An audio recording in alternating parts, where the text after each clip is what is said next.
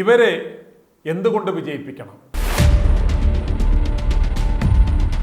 ഇന്നലെ സന്ധ്യ കൊണ്ട് പരസ്യപ്രചാരണമെല്ലാം അവസാനിച്ചു, ഇനി പാടില്ല എന്ന് തെരഞ്ഞെടുപ്പ് കമ്മീഷൻ കൽപ്പിച്ചിട്ടും ഇന്ന് വന്ന പത്രമാധ്യമങ്ങളിലെ ഒന്നാം പേജിലെ പരസ്യമാണിത്. മോദിയുടെ ഗ്യാരണ്ടി. ആശാന് അടുപ്പിലുമാകാം. പാർട്ടിസാൻ പൊളിറ്റിക്സ് തകരണം, പകരം ഓരോ മേഖലകളിലും കഴിവുറ്റുള്ളവർ, കളങ്കിതരല്ലാത്തവർ, ദേശസ്നേഹമുള്ളവർ ഭരണം കൈയാളുന്ന ഒരു അവസ്ഥയാണ് ഞങ്ങൾ വിഭാവനം ചെയ്യുന്നത്. ആ ലക്ഷ്യത്തിലേക്ക് ചരിക്കുന്നവർ എന്ന് തെറ്റിദ്ധരിച്ച് ചില ട്രോജൻ കുതിരകളെ ഞങ്ങൾ ഇടയ്ക്ക് സപ്പോർട്ട് ചെയ്യേണ്ടി വന്നു.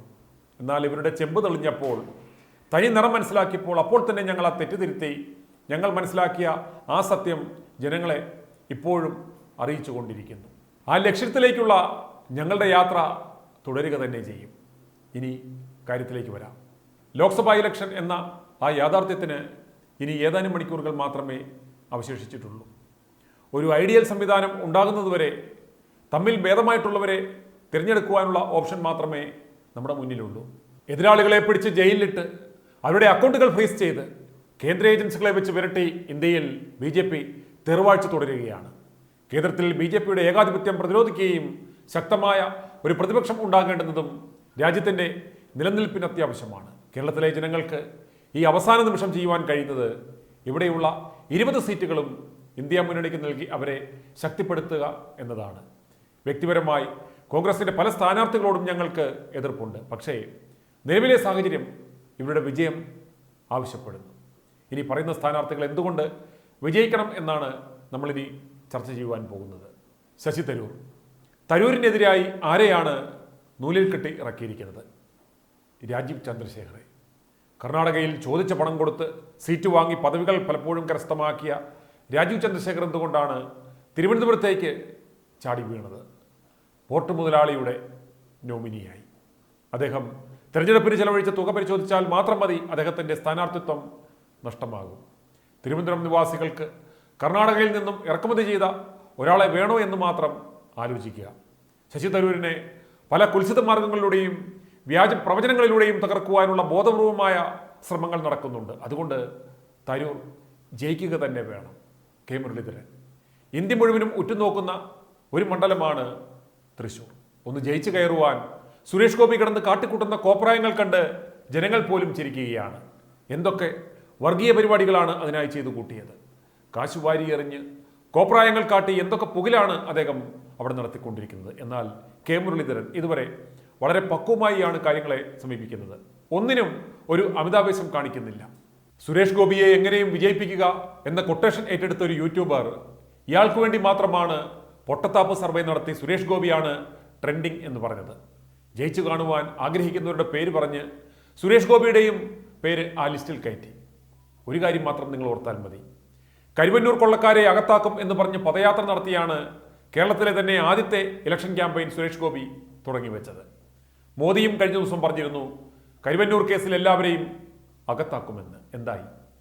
ഒന്നുമായില്ല. എല്ലാം സെറ്റിൽ ചെയ്തു. ഇലക്ഷനും വന്നു കഴിഞ്ഞു. ഇനി ഒന്നും നടക്കില്ല. അതുപോലെ മുഖ്യന്റെ കോഴമോളെ ഇപ്പോൾ അകത്താക്കും എന്ന് പറഞ്ഞ് എന്തൊരു പുകിലായിരുന്നു. എന്നിട്ടെന്തായി? ഒന്നും സംഭവിച്ചില്ല. അതുകൊണ്ട് ജനങ്ങൾ ഇതിന് തക്ക മറുപടി കൊടുക്കണം. കെ മുരളീധരനെ വിജയിപ്പിക്കണം. കോലക്കേടിൽ കേരളത്തിലെ ജനങ്ങൾ വീഴില്ല എന്ന് ബോധ്യപ്പെടുത്തി കൊടുക്കണം. ആന്റോ ആന്റണി. ഇത് 4ാം തവണയാണ് ആന്റോ ആന്റണി നിൽക്കുന്നതെങ്കിലും എതിർപക്ഷത്ത് ആരാണെന്ന് നോക്കുമ്പോഴാണ് ജയിക്കേണ്ടത് ആന്റോ ആന്റണി എന്ന് പറയേണ്ടി വരുന്നത്.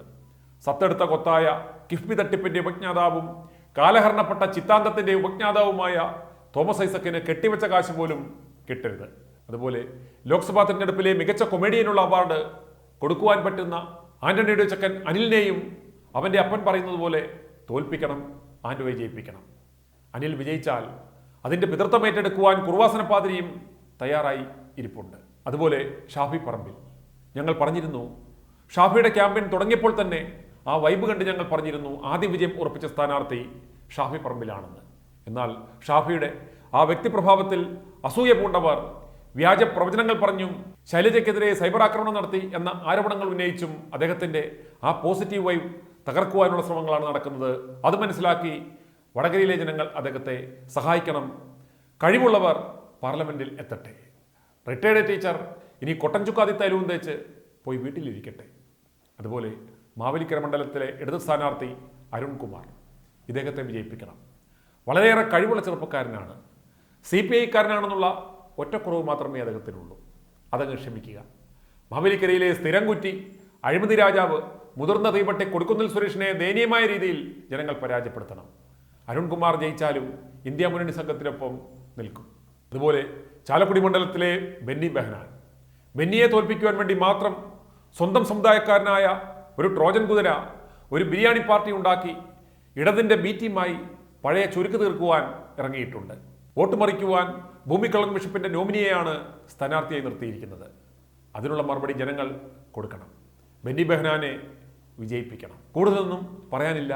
അപ്പോൾ ശരി, കൈവറയ്ക്കാതെ ചിഹ്നം മാറാതെ വോട്ട് ചെയ്യുവാൻ സാധിക്കട്ടെ എന്ന് മാത്രം ആശംസിക്കുന്നു. i2i News, an eye for truth. i2i News subscribe ചെയ്തിട്ടില്ലാത്തവർ ഇപ്പോൾ തന്നെ സബ്സ്ക്രൈബ് ചെയ്യുക. നോട്ടിഫിക്കേഷൻ ലഭിക്കുവാൻ ബെൽ ബട്ടണും അമർത്തുക.